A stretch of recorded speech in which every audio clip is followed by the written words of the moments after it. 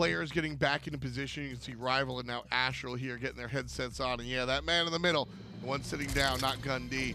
oBoronic has been such a focal point of this weekend. Not just this set, this entire weekend. And I love that you said win or lose, because even when Astral find themselves on the bad side of the W, oBoronic is still the one turning up. I mean, in the loss where they played Ra, he was 5-0 for a large portion of that game. I mean, the guy just doesn't stop. Until Predator's Tier made a statement with that cursed Ankh. Very impressive stuff out of him. He needs to definitely tone it down in the early laning phase, because his presence in team fights is almost unmatched on the console side. Astral definitely taking away the Robin. Last game they let Zeus go through, but Rival picked up Discordia. The question is, are they leaning for this Terra now that Rival selected the first pick after losing? That's what the conversation is right now. Rival do a great job, I think, of keeping Wolves off of his Odin and oBoronic off of his Giannis. And Astral going to ban out the Achilles and the Raven. So here, we've got option over to Rival, looking for their first pick. And it will be the Terra, like you said, Tully. The way Bobby was able to play a last game allowed Astral to just extend their sieges even longer, whether or not they had Fire Giant. The heals are really good, the protections and the peels is solid. You put a Lotus Crown on that, all of a sudden you're getting that 20 protections for so long during the Earth and Fury.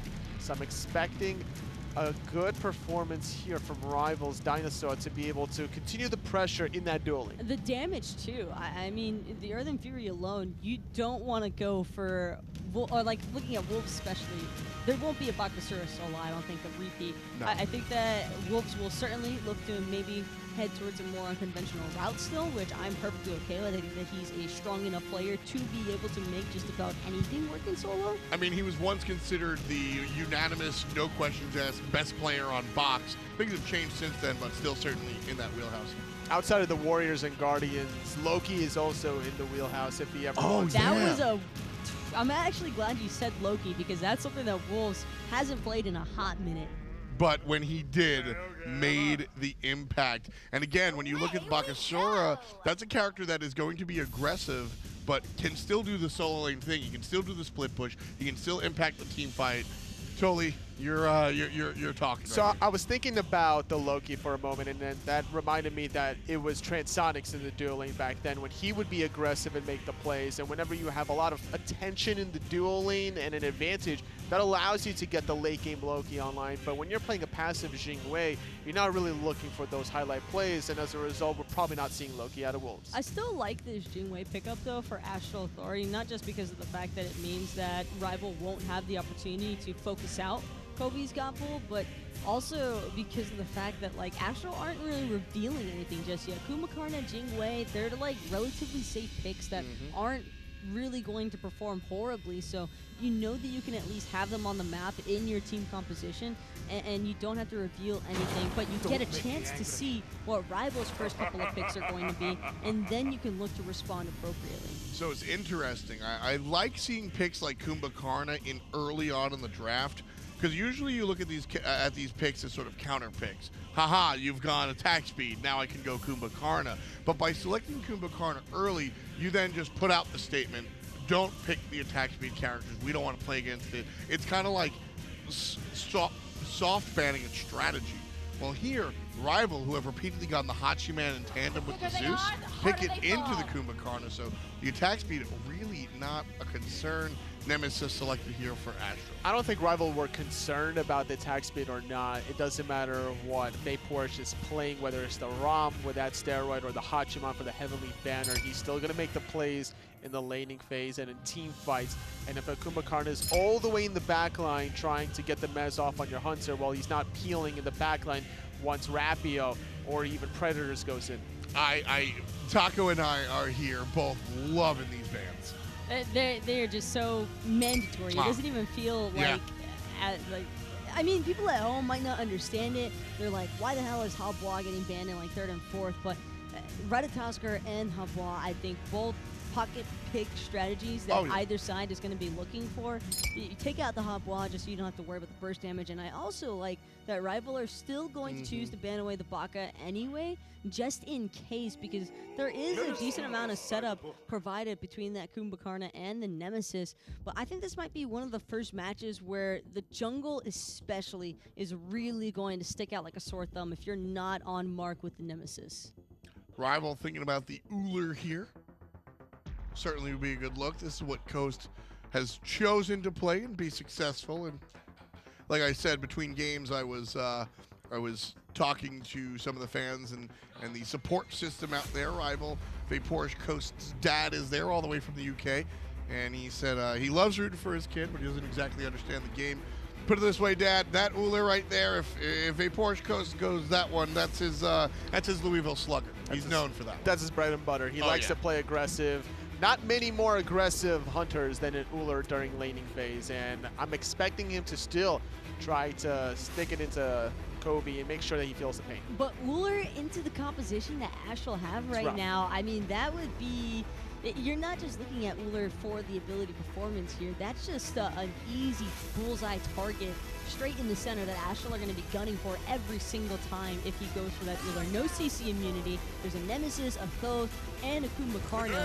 All of those interrupt factors considered, and Vaporish Coast is sticking to his guns and going for it anyway. And I think that's what the large conversation was about there, was whether or not the talent would supersede the negative matchup. It's about who pulls the trigger first. Yes, Ullr is weak and vulnerable if targeted, but if Rival are the first to engage, relying on DineOhSaw's Terra's engagement, then not only can Vaporish Coast pop off, but also Zeus for 50-meter fly. All eyes on Wolves right now. It's not even that. I'm just thinking, what does this remind you of right now? Rival's draft against Astral. It just happened last week. Okay, Rival PC side kept picking Daji against Zeus with the Thoth because Thoth has a wind-up on the ultimate. Thoth can't just play stupid aggressive like you want him to in the composition that Astral are running because he doesn't have a CC immunity and on his ultimate. So that's going to be a freebie and kind of forcing... I think the mentality here for Rival is to force the mid laner, oBoronic, to play passive, because if they are forced into playing passive, then Rival should... or theoretically, I should say, have the upper hand here in a lot of these teamfight engagements because they'll be the ones getting the choice of choosing when and where to fight. I feel if you don't pick something aggressive in the solo lane, you're doing the Nemesis a great injustice to try to lean on that laning phase. But Cerbereus will be the selection. It can be aggressive if given the opportunity, but I don't expect Astral to get the advantage in the solo lane. This is one, the Cerberus pick is the one that I've been saying has been a very aggressive Guardian. He's a Guardian that feels like a warrior. Totally agree or disagree? It definitely is the closest warrior-esque Guardian. Certainly looking at these drafts in depth because this is it, folks. This is the game. Winner takes all. I guess the loser is second place, so maybe not all, but the winner, that's where you want to be right here. This is for all the marbles. Rival, Astral, totally one word. Who wins this weekend? Rival. Taco? Rival. Me? I got to say 2 words. Finch, Ryan. Thank you, Tom. Thank you, Totally. Thank you, Taco, as well. We are ready for Game 5 between Rival and Astral Authority, and he's exactly right. This is it, man. This is the winner right here. I'm sure Astral are very thankful for that extra game right now. Yeah, exactly. They don't have to win another one. They got that one game advantage for coming from the winner's side. Rival's gone 2 for 1 so far today, but 2 for 2 locked up overall is our Game 5. Oh, that's perfect then. We're going to find it. Who's going to be the definitive winner? It's happening right here, right now. And this draft for Rival, I mean, it feels like they got exactly what they wanted everywhere, except maybe they would like Rapio on that Raven instead. I do not like the Hachiman ban. I really don't. I think Ratatoskr and Daji being the 2 bans would have been the right call, especially with Rival has done this weekend. Taco was alluding to the Daji pick on the PC side against Thoth, which is a great point. Yeah. But just how about Daji Zeus was what Rival was beating teams up with yesterday. Yeah. Like that is, you just got to keep that in the back of your mind. I just would have rather seen Astral take Rapio off his comfort picks. Daji, he's played very well on. Yeah, and when Rapio looks good, Rival looks good, but we should be ready to move into the game here in just another moment. This is it, Game 5 between these 2 squads. 50-meter fly on the Zeus yet again, and he's looked excellent on it so far. Remember, he hasn't even died on it yet, so any reason to think that that's going to start happening right now, as it seems like the chat, at least in Mixer, believes Rival should be able to take this one. And Fly has gone for the very aggressive builds as well as Zeus. No defense whatsoever. I would be tempted personally to go for a Winged Blade against a Nemesis to give you at least some additional health and movement speed, some slow immunity as well. Would give him a lot of safety, but I don't know, man. Fly has been playing so well, positioning so well, he might not even need it. But I mean, wow. I mean, Vapor's Coast is on the Ullr. We know that he loves this pick. DineOhSaw on Terra, perhaps the strongest Guardian right now with that Earth and Fury. Predators on the Kumbhakarna. I mean, yes, Astral on a lot of their favorite picks too, but I mean, it just feels like Rival got just about everything they wanted. We'll see if they can actually put it into action as they move up to the wave aggressively. Inbound, though, is not here for this duo wave. It looks like instead he's kind of hanging out in the jungle. Yeah, where is Inbound going? I suppose they're going to meet up at red buff or at purple buff? No, Inbound is just walking towards mid Harpies, just kind of in no man's land. Now he'll head towards purple, but he's giving Coviiii a solo wave here? Maybe that's it. But what's the point of that? It's not going to let Coviiii get level 2 any faster, I don't believe. Maybe it will. Maybe it'll let him hit level 2 off of purple buff and the next wave, but that prevents Inbound from hitting level 2. I don't know. I don't like that decision to just keep Inbound from any sort of gold or experience whatsoever. And that's interesting because if you want to do nothing, you could at least do nothing nearby in case Coviii's in trouble or something. He kind of just stood around. It does give Coviiii level 2 right away, but how much does that really help a Jing Wei? Well, now there's aggression over on the solo lane side where Predators and Rapio have decided to go aggressive as they always do. The Nemesis slice and dice, though, hits both. The slow is strong. They can no longer aggress, and they have to fall back. Fly will be able to get these right side mid Harpies for himself with Rapio on that right side. Might end up saving one for him, but either way, that's what Zeus expects to do, is be able to secure mid Harpies very easily in the early game. It's one of the strongest parts of his game. It's why he was #1 in the mid lane for a long time, because mid Harpies were so important. Now mid Harpies a little bit less valuable, so Zeus inherently loses some value, but if they can get both sets here, that'd be a really good look for Team Rival. Another curious point here for Astral is that they haven't selected the relic yet for Wolves, it looks like. So sometimes, you know, the solo laners do just want to see what the opponent's doing first, but it does mean he won't have a teleport to come back with the lane until he goes back to base that first time. I mean, if you get poked out, you can easily just back by teleport and immediately use it. You don't have to wait any amount of time. You don't really lose a whole lot by not going a relic right away. I kind of like it from Wolves. Now, if he doesn't need the teleport in the early laning phase, maybe he can pick up a sprint early on to try and keep that Nemesis on top of the opposition. As long as he doesn't need anything in the meantime, you know, it certainly does work out. Correct. So Wolves could go back to base and end up coming right back in, but we'll see where it is that he chooses to go. What information is he waiting on before he makes a decision? Is it just to see if he can make it to the early game fine? Basically, yes. If he doesn't need it in the first few levels, then he probably won't need it at all in this game. It's kind of how it usually goes. It's really important about your first back timing. If you can back and get your full boots right away without having to use your teleport and not miss a minion from the minion wave, then you usually will see solo laners forego that teleport. But if he gets poked out early, if Rapio ganks him and sends him back to base with a kill or just by forcing him to back, then you kind of need to go back and get teleport so you don't fall too far behind on experience. It's also trying to get information on what Predators has, because Predators could have easily gone for sprint at level 1 instead of teleport, and then he's got a lot more survivability than you. Can be a bigger impact in the team fights as is. And remember, last game that Wolves played this Cerbereus, he went for the Blink and not the Thorns. If he wants Blink and Thorns, he obviously can't have teleport at level 1, so might be trying to get away without it and then try and go into that sort of initiation idea with the Blink.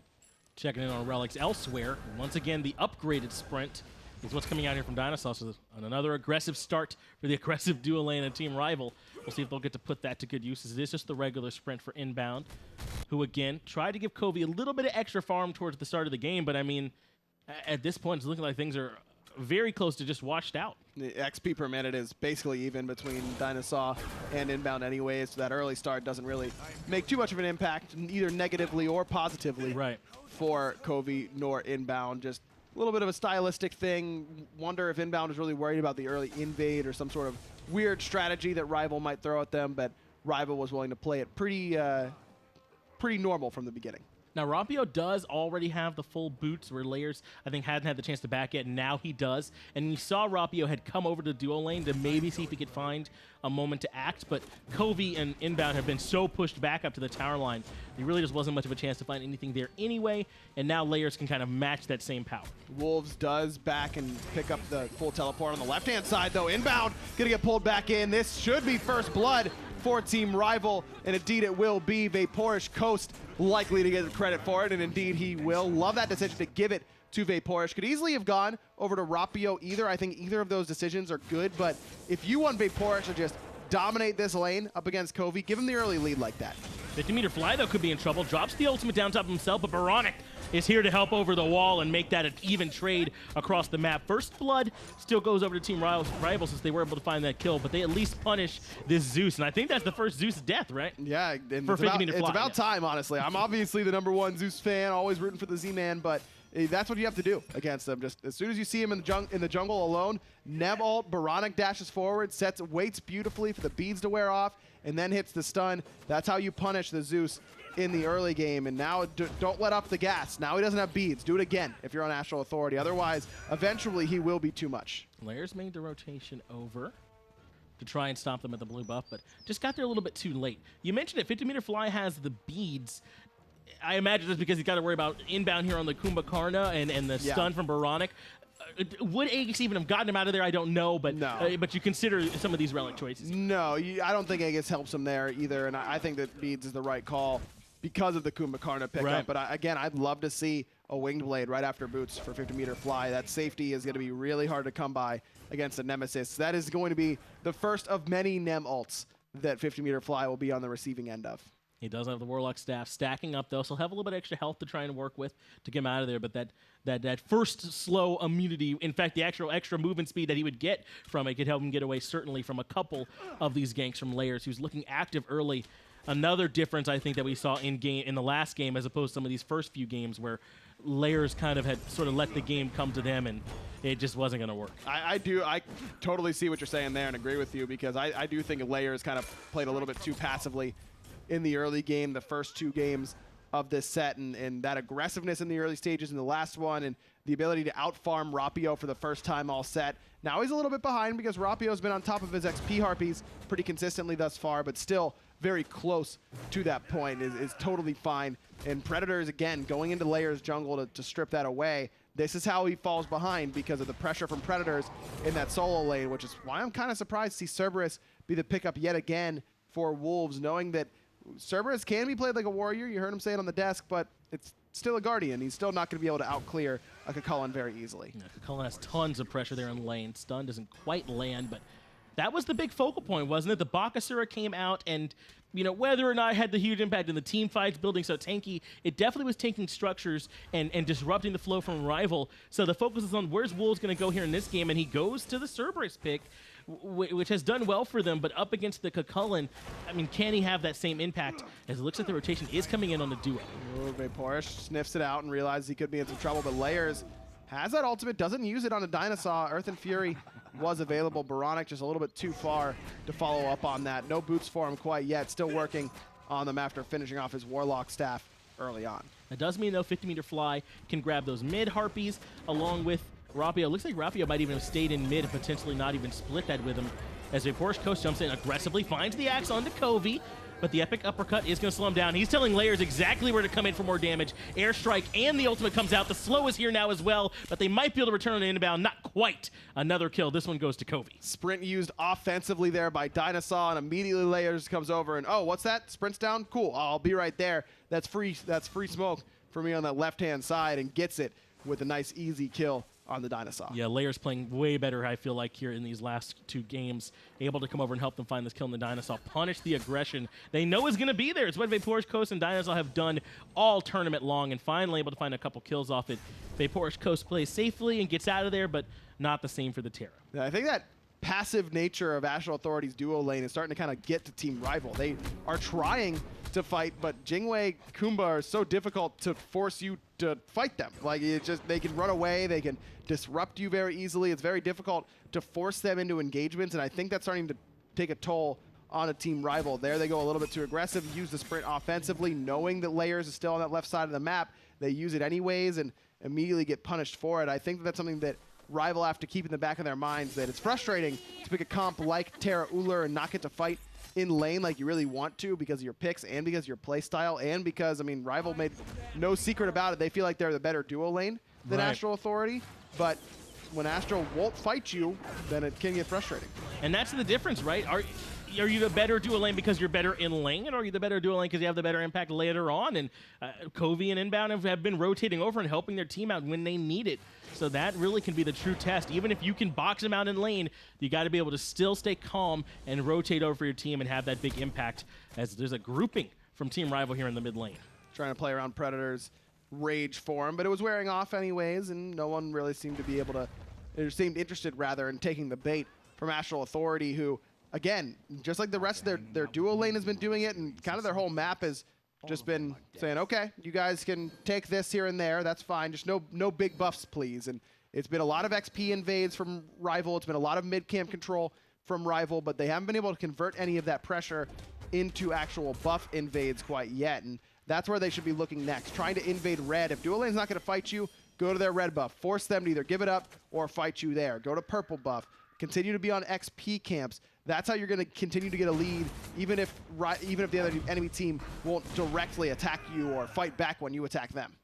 Predators continues to strip away those XP camps, though, and Rival have accumulated a small gold lead overall for themselves here about 11 minutes into the match. DineOhSaw has the dashes available, so not in too much trouble. Rapio was rotating over anyway to try and provide some backup had it been needed.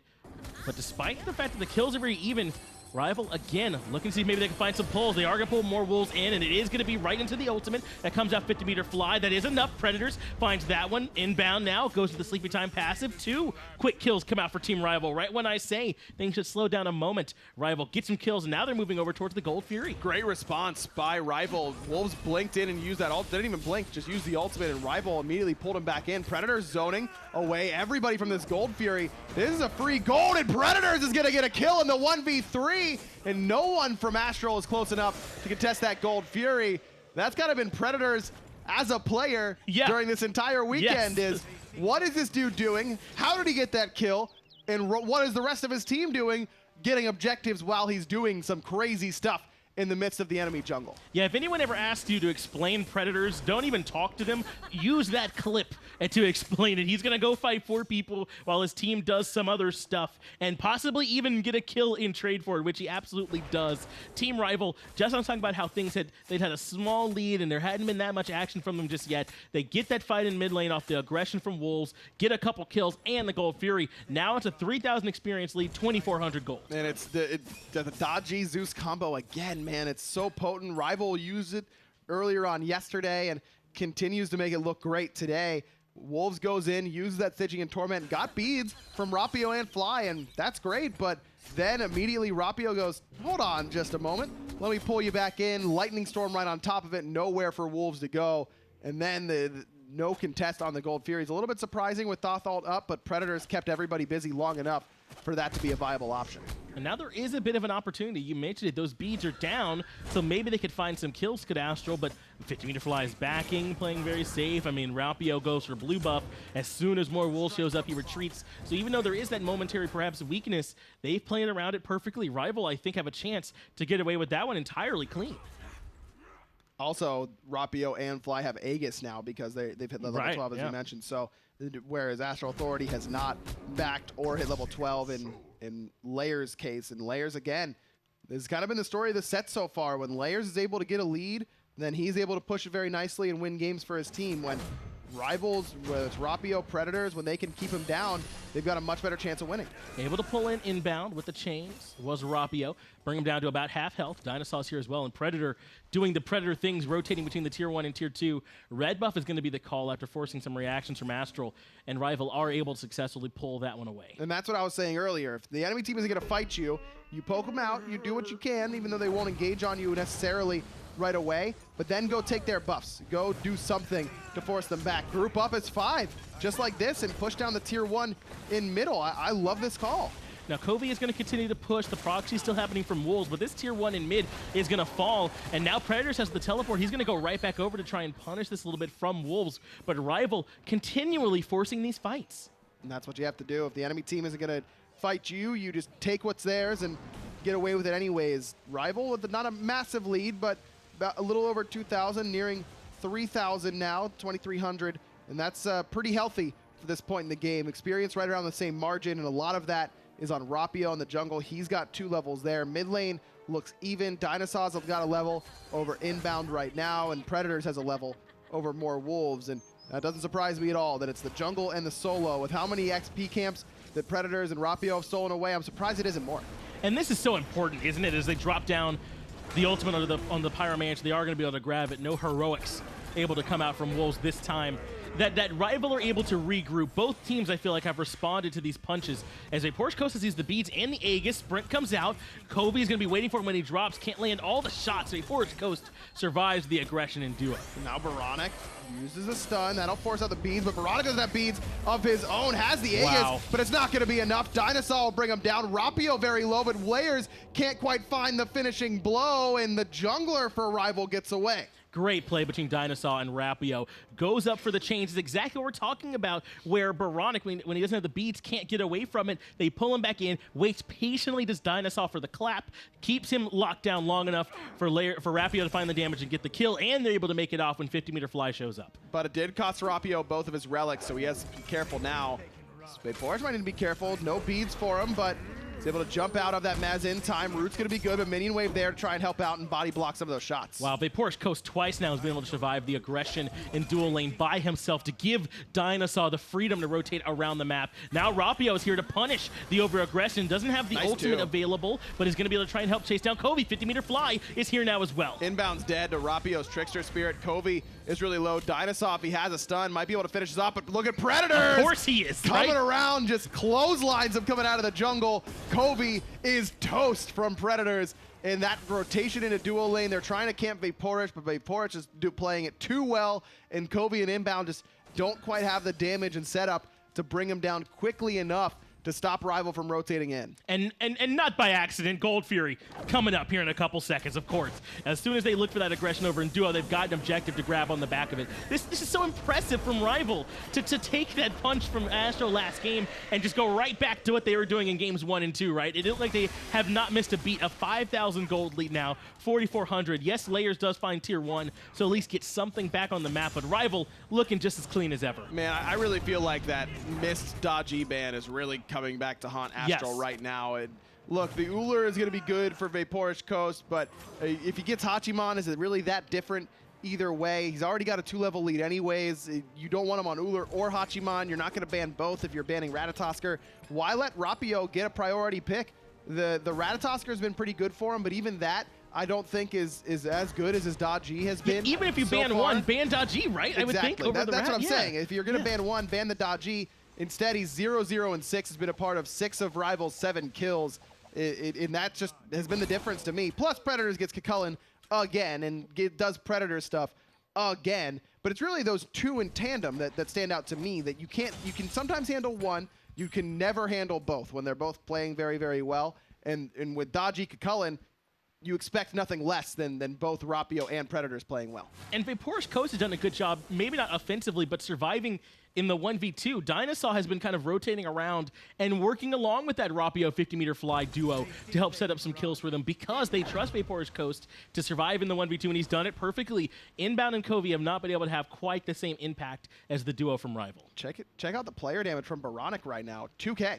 Not a whole lot. Wow, yeah. On this Thoth, and you don't expect Thoth to be top of the charts early on, but certainly a little bit more than what we've seen from him so far, though neither 50-meter fly has done a lot of damage so far either. A lot of the action has been centralized in the jungle and a little bit in the mid lane, but not really involving the mid laners per se. It's kind of been junglers attacking the enemy gods, so like to see a little bit more from Boronic if Astral Authority are going to turn this around. I like that from DineOhSaw, though, waiting on the dash, because MOR Wolves had kind of lined up. He didn't even worry anymore. He's like, where are you dashing? I'm going to hit you with the stun and lock you down. And waiting it out patiently as DineOhSaw, able to get out of what could have been a pretty tough collapse that came in from Astral. Instead, he'll be fine. Nemesis has the Heartseeker done now, though, so Layers has the press Y, deal 1,000,000 damage to target player anytime you want. That's the text, right, in the tooltip? More or less, yeah. I don't think it says anything other than that. And now with the Brawlers and Heartseeker, it'll do quite a bit. Could be working on a Crusher next, maybe even an early Titan's Bane to try and cut through all of Predator's protections. But Predators is pretty dedicated to that magical defense thus far. oBoronic could really go for an Obsidian Shard right now, even though he just bought Divine Ruin, has some extra pen already, courtesy of his passive and the pen boots. I wouldn't mind an Obsidian Shard next anyways. Yeah, if Predator's going to be his target, that would shred him. But level 19 at this point, as oBoronic level 16, it's a difficult target for them to try and take down as they group around Pyromancer, which should be spawning shortly. This is the difference from Rival. They're playing around these objectives so consistently. Wolves is over here on this side. oBoronic and Layers are on the rotation as well, but they're going to have to be here for the defense as Rival are looking for it. Wolves get spotted there by 50-meter fly, loses about a quarter of his HP for his troubles, and Rival will get this Pyromancer without any sort of contest from Astral Authority. Vapourish Ghost was on the way from the left-hand side, but it was still only 4-man grouping, but Rival gonna pull Fire Giant here? Now this is a big call and it has a lot of implications. They could lose it here. This does force Wolves to come in and respond, and now they're ready to respond. He has the Stygian Torment, but it's not enough. Up onto the Powwow and looking for the chains to pull him back in. They don't even need it. 50-meter fly gets the last hit. Inbound now could potentially be in trouble as Rapio chases him down. But this could be just another Fire Giant pull because Vapourish has joined the fray now and they still have Lightning Storm available. Coviiii is on the left. He's split pushing his heart away, and look at oBoronic and Layers. No one coming in from Astral Authority. Rival just take away the biggest objective on the map besides a Titan. They just took it. It's theirs. What? No response. Predators. Ryan, what? Astral just don't seem to have a lot of confidence right now. Yeah. Layers, when he falls behind, it seems like Astral really loses their aggressiveness a lot of the time. They haven't had pressure in any lane so far, and I'm hard-pressed to see how they could have watched every game of this set and how it's gone and how it's been pressure dictated in jungle specifically, but also solo lane, and still be okay going for Cerbereus in the solo. It's a lower pressure pick than Cuchulainn, and there aren't a lot of pressure picks that beat out Cuchulainn, but there are ones that do better than Cerbereus against him in lane. If you're conceding the early game, then Nemesis, is that the right call for you? I think that there are some serious question marks about this Astral Authority draft. Yeah, this is problematic because now what is a 6,000 gold lead has a chance to balloon out of control. If they grab all three of these tier 2 towers, each worth 1,500, that's what, another 4,500 global gold to add to Rival's pockets. And then how does Astral fight in? If they didn't feel comfortable fighting that Fire Giant, they certainly can't feel comfortable fighting once Rival goes even further out in front. This might be one of those situations where you got to stand on the tier 2 tower and cannot let this lead get worse. Great point. Completely agree with you. I would love to see Astral Authority make a stand on a tier 2 tower, or even if Rival try and get a couple towers, then go to Gold Fury, try and contest them there, because I don't think that you can fight easily into an 11K lead against a team like Rival. But 6K with Fire Giant, is that any better? Probably not, but maybe. You know, you're just kind of you're closing your eyes and throwing the dart at this point on what you can do to try and fight against Rival, because nothing Astral Authority have done in games where they don't immediately get leads has worked. Rival has not relinquished a lead since game 1 against Astral Authority yesterday. And now the collapse is on. Inbound already is incredibly low. Had to use Epic Uppercut on the Predators, who's happy to take it. Pulled back in immediately into the sleepy time. Layers tries to come in on the backside, but there's no one he can do damage to. Predators zones away Coviiii, and Inbound's already done. Tier 2 tower in mid now is in trouble. They fight a little bit outside the tower there, but it just doesn't work. It was not everyone was grouped at the right time. It was just a little bit half-hearted, it felt like, on that defense. And now with the 5v4, could be a Phoenix Siege opportunity for Rival. Now, good news is that Inbound, since he's only level 13, that's not the good news. The fact is his respawn timer is pretty short, so he'll be back soon. They are going to go in for the fight already. The ultimates come out for 50-meter fly to zone them away. Predators happy to 1v3 on the right-hand side while Vapourish Coast brings the Phoenix down to half health. Wolves is going to walk in and try and slow him down, but he can just jump right away. They've got this Phoenix very, very weak, and they can just re-siege when they get the next minion wave if they choose. But it looks like they're falling back here at this point, Ryan. I don't think that they're looking to push forward anymore. Gold Fury is here for them to take, as well as some farm here in the jungle. Team Rival have gotten so much off this Fire Giant. It's a 10K gold lead now, and it's only going to get worse. They still have a tower on the right side to bring down as well. I think their Rival's playing very safe because they do remember game 1 against Astral Authority yesterday. Keep in mind, Astral was way behind, was getting sieged on consistently, and Rival just couldn't quite break the base. And Astral make a great comeback, and a lot of that was because of oBoronic, and he's going to need to do it again here in my mind if Astral Authority want to come back and win this grand finals here at the Spring LAN. oBoronic was playing the Giannis yesterday and had that big one-shot ult capability and used it very well. Thoth, similar, not exactly the same, but similar in that regard. Won't be able to go through anything with regard to his ultimate, but can certainly destroy a backliner with that final judgment, and that's what they're going to need, Astral Authority, on this defense, is to have oBoronic just hit some crazy ults, because right now it's all Rival. This is why we highlighted it, though, at the end of the last game, right? They pull out the Bakasura to keep it from losing right then, right? Yeah. The pocket pick works, but then what do they do? Because now they have to go into the game 5. Rival forced that by coming out to that early 2-0 swing. And that's what I mean. Like, how does Astral look at that game and go, yeah, how did we win? We got a lot of pressure in jungle and solo. Okay, so let's just go Guardian Nemesis and see how that goes. And let Rapio have Dodgy. Right, Dodgy Kumbhakarna. It's just the exact opposite of what worked for them in the only game they've won today. So it just, they understood that they won. I just don't know that they understood why they won. Well, now the fight is on. Inbound is low, but it's Layers who's going in aggressive to the backside, who just stand and fight inside the Zeusos. Layers get pulled back in and deleted. Final Judgment gets nothing done. Inbound is on the retreat path, and Fire Giant only another 10 seconds from respawning again, and Rival, it's got their name all over it. 4 ultimate used for Rival, so that's why they are pushing straight for a Phoenix in the 5v4. If they would have used maybe 2 ultimates there and still had Final Judge, or excuse me, Lightning Storm and Earth and Fury up or something like that, and maybe they go for Phoenix with the man advantage. But I like this call. Again, we already had one bad incident trying to siege against Astral Authority too often. Let's just play it slow. Plus, that was perfect timing. That's Enhanced Fire Giant that Rival just got. It has to die, and then it has to be killed after 20 minutes to get that extra version. This is when Enhanced Fire Giant is at its strongest, because it's not, you get that same incredible boost of stats, but it's so early that you can really feel it. Wolves goes in for the Stygian Torment, but only gets cooldowns in response. In fact, he's got to leave. He can't even leave. Rapio finds him and puts him down. Phoenix on the right-hand side being shredded by Vaporage Coast. They're able to grab that one for themselves. Coviiii now in a bit of no man's land, has to leave with Airstrike. Phoenix already down. Fire Giant for another 3.5 minutes. Rival are running through this game. Discipline here from Rival. They even go the safe way towards mid Phoenix. I would like to see them stick around and go for this Phoenix, though. Predators is backing, but he's got teleport, so I think he will be back in the midst of this team fight. And indeed, he won't spend the 500 gold. Instead, I believe he bought a power potion there instead of buying the teleport upgrade to get straight towards the Phoenix in time. So it'll buy Wolves enough time to respawn probably before Predators is here and able to impact it. But I don't think they quite had minions, maybe. Is that why they let him walk back in to clear the wave up, bring it up with them? So, yes, they don't quite get it before the respawn happens, or maybe they still will, but at least they'll have minions. Or maybe not. Predators are going to walk right in, and they're ready to start shooting. They drop the damage from Zeus as well. Earth and Fury is going to come out to help, but they immediately go for the pull onto Coviiii and drop the Lightning Storm as well. Predators is low, but Coviiii is already deleted from the equation. Predators still chasing Layers out of range. Mid-Phoenix falls. Rival could, again, just go for the left-hand side. They use the same 4 ultimates from before. Vaporage, of course, doesn't have an ultimate, so that's every ult available for Team Rival. And indeed, they will siege it up yet again.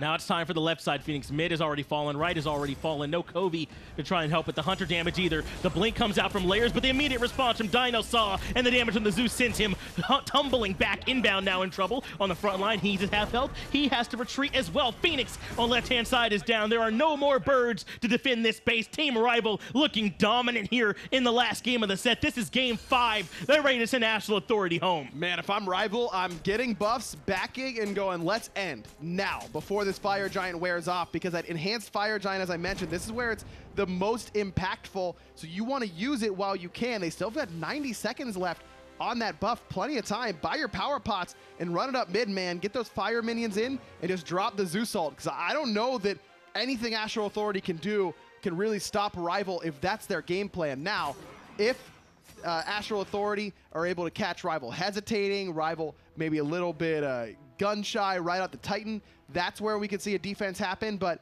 if Rival just plays with confidence here, I think they've got it, Finch. Well, how often is every dime of a 20K gold lead relevant? But I mean, look at this. Inbound only has 4 items at this point in the game. I mean, it's rough stuff if you're Astral Authority, and Rival absolutely have every reason to come in with confidence. The tournament potentially on the line. The championship is here for Team Rival. The spring split has all been leading up to this for the console boys, and Rival have a chance now to take every inch of it for themselves. oBoronic on the right is waiting to try and fight some damage. Predators is keeping the fire minions tumbling in, but they go up for the chains. They pull in Wolves already. Inbound comes in as well. Final Judgment brings a Porsche Coast to half, and they take down Rapio. Coviiii is able to find the hit. Astral are ready to try and make the defense. Inbound's in sleepy time passive, but look at this. They lost their jungler, but Rival's still going for it. They got the fire minions here. That's all that they need. They drop in the damage from 50-meter fly as well, and Rival take it. Game 5 goes to Team Rival. The tournament goes to Team Rival. They take down the hometown favorites of Astral Authority, and EU finally have a chance to win it. Europe has finally done it. I was never sure I'd see the day that a European console team wins a LAN, but Rival, well deserved against Astral Authority. It took them years to finally get a team good enough to compete with the top squads in North America. And not only did this team compete, but they dominated, really. I mean, they lost against Astral Authority yesterday, but I really feel like Rival was likely the better team in that set, just made some mistakes.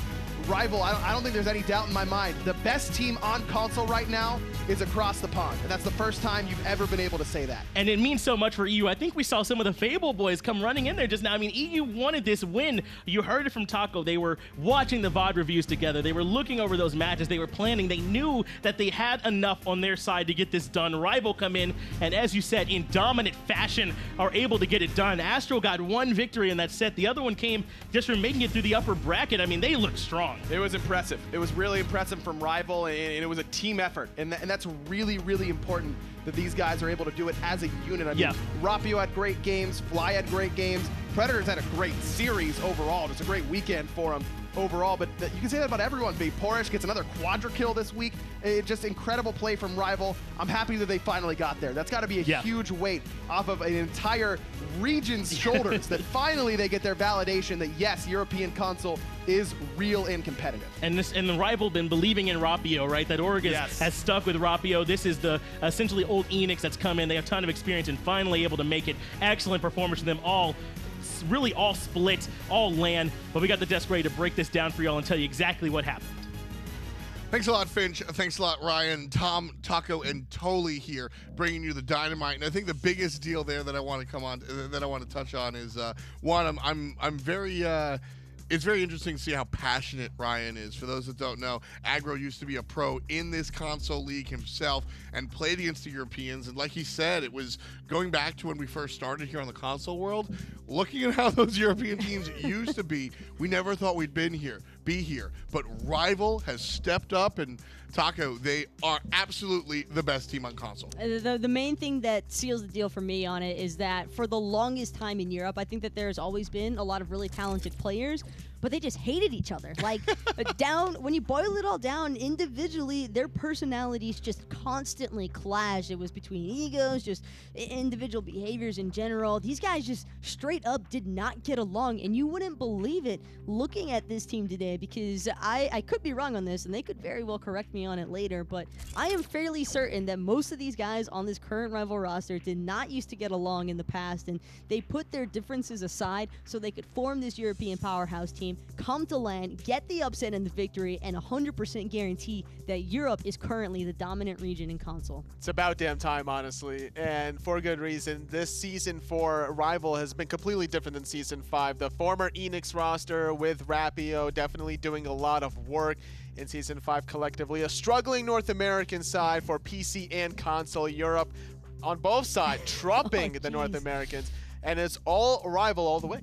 Look, you guys know I'm the storyteller. I love to zoom out and take a look at everything from a distance, and the parallels between this Rival console squad and the Rival PC team cannot be ignored. Now, there is a little hint in my story where Rapio actually did replace a jungler, but outside of that, the PC team Rival started off bad. And they just continue to stick to their guns and continue to get better and better and better until right here in our Spring Masters Finals, they finally take a victory. Well, then you look at the console side, and this team, again, 4 players strong, added Rapio.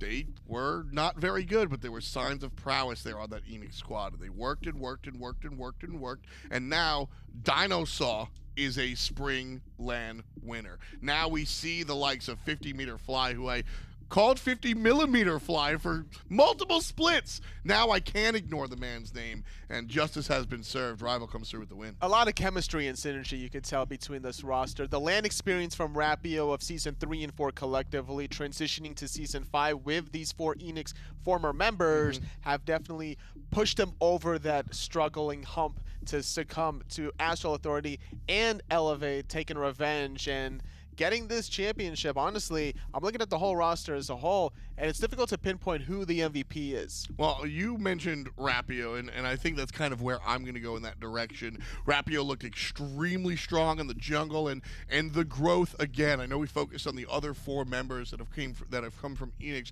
but Rapio himself used to have a very different play style, and I think the maturation of Rapio in the jungle is really what came together here for me. I think that this is going to sound pretty cheesy, actually, but legit, every single one of these players on Rival deserves an MVP award, because I don't think that there was a single match where any singular member wasn't performing. And I say that with the fact that, like, everyone was doing really well, but at times they would just go like the extra mile. We constantly saw Predators stepping it up. We saw 50-meter Fly coming up to bat and swinging home runs almost every single time. And I think that a lot of that is credited to every single one of these members just working like clockwork and getting it done. The thing was, in the last game, piloting the dodge, Rapio definitely made the plays happen at 25 minutes, where Rapio zones away Bobby, pulls in Layers, gets the kills. They get the enhanced fire giant immediately after. Towards the left side, Phoenix Siege, and Rapio's reaction, he's like, we did it, boys. Because the last Phoenix Siege, he actually died in order to allow the rest of his teammates to get in there, taking one for the team.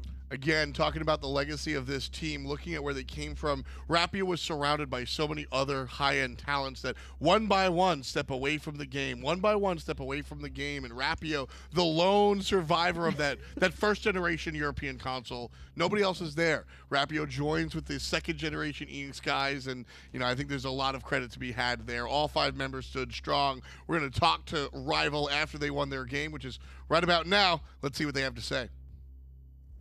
I've got all a Team Rival here with me, including their coach after winning. So first off, congratulations on being able to take this whole tournament. So for so long, Europe's kind of in the second fiddle here on console to North America. What does it mean for you all, for your region, to be able to get this win? Nobody can sleep on us anymore. We've proved that if you sleep on us, we will beat you. And honestly, I think we should have won through winners. We messed up sloppily, but we fixed it. Everyone got over their LAN nerves and came back and showed why we should. Rapio, you've been to just about every LAN coming here. Missed last year's fall finals, obviously, but what does this mean for you to finally get a victory here and play so well while doing it? It feels awesome, especially considering that in the finals, I just wanted to show that I can contend with the other 2, because it's always been the NA junglers, and it just feels amazing. Honestly, I can't really. I'm exhausted. Well, I mean, as a team, talk to me about that. What was Game 4 really, where they picked up Bakasura and they win that game, and you go to Game 5. I mean, are y'all nervous all in comms? I mean, just talk to me as a team about after that Game 4, bouncing back and looking so strong in Game 5. I mean, when they picked the Bakasura, we kind of knew that was almost a last resort for them. We'd beaten them the first 2 games, and for me, going to something which was a bit almost cheesy or a bit janky showed that they were under pressure and they needed to pull out something pocket track. We never played against it, and that's the only reason that I thought that we lost that game. That's why in the last set we didn't want to play against that again. And if we played Smite on Smite, there was no way they were beating us. And then after that game finished, we said, look, they banned Rat Ravana and took away something strong for first pick. So we were like, we've got first pick now. There's no way we can do that. Yep. So we were happy. We were completely fine after that game. Vaporish or DineOhSaw, this one's for one of you guys in the duo lane. I mean, there was a lot of talk about the duo lane coming into this setup and how strong you guys have been against Astrals, which has historically struggled a little bit. Did this duo lane go as you kind of expected? What was that like playing against those guys? They put up more of a fight than I expected, honestly. I kind of expected them to roll over and die. They do this thing where they get like 3 minions and they just sit on the edge of their tower and freeze for about 6 years. I was getting so angry. But yeah, they gave us a good fight. Glad we came out on top. And talk to me a little bit about your work with the Fable Boys here over the week too. I know that they weren't able to make it as far as you all were, but I mean, were they continuing to help you all out? Were you still like looking to them for like any of their insight or anything like that as well? Yeah.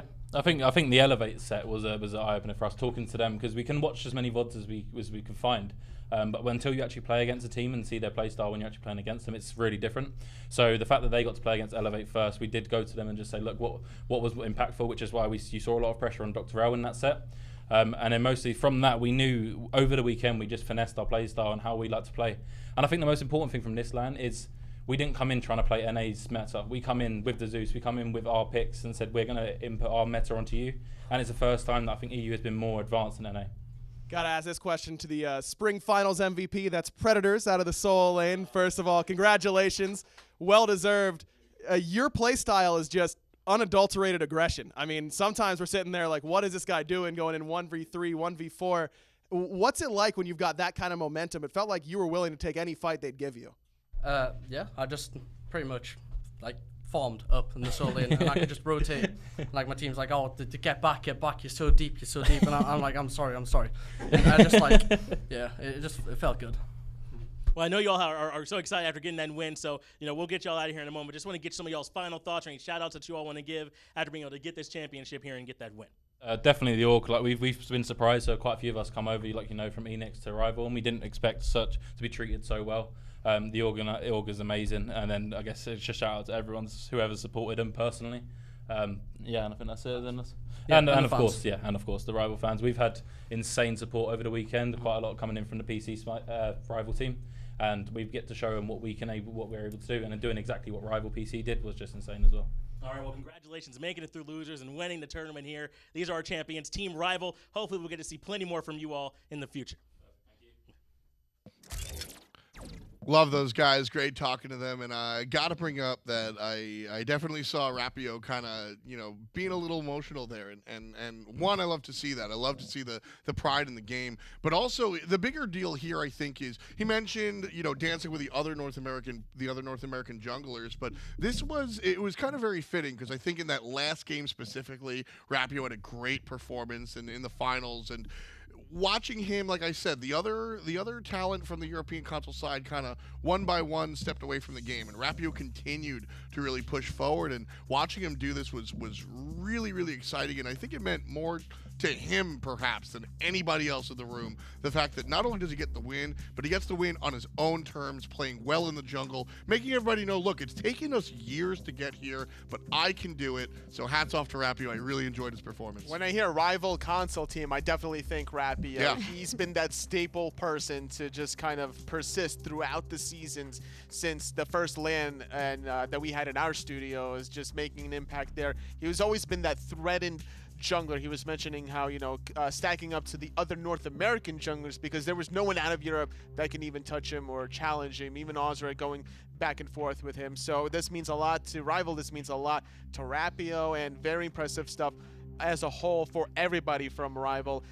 Predators stepping it up for sure in that last game, because like he was even alluding to, he's like he needed that leash back, and he got it. I mean, it's not even that. It's also the fact that like Rapio has really been through the ringer when you think about it, because his history doesn't start with console. It starts with PC even, and he didn't have the same sort of success that he was looking for, and I think that's what helped him with transitioning over to console, because I think even just as a competitor, he wanted to have the opportunity to compete in a professional environment, and at the time, the Challenger Cup and EGL tournaments just weren't really bringing that for him, and now that he has finally managed to find true success here on the console side of things, it's really cool, and honestly, I'm very happy for him to see that. It's absolutely great, but this is the first stop of 3. This is the spring. We'll deal with the summer later, but the fall is where it all comes down to it. DreamHack is where these teams will fight off for their World Championship, and that's going to be Smite World Championship. We'll see the console boys show up, and of course, the Paladins fan will be there as well, but this is DreamHack. If you're unfamiliar, I mean, this is a whole bunch of games where the Georgia World Congress Center in the heart of Atlanta, and this is a big deal. Shout outs to Navi winning Paladins as well, the Ukrainian brother. Yeah, actually really interesting. Shout outs to, so here we're in our Skillshot studios. We ran 2 LANs this weekend. One of the first times we've been able to do that.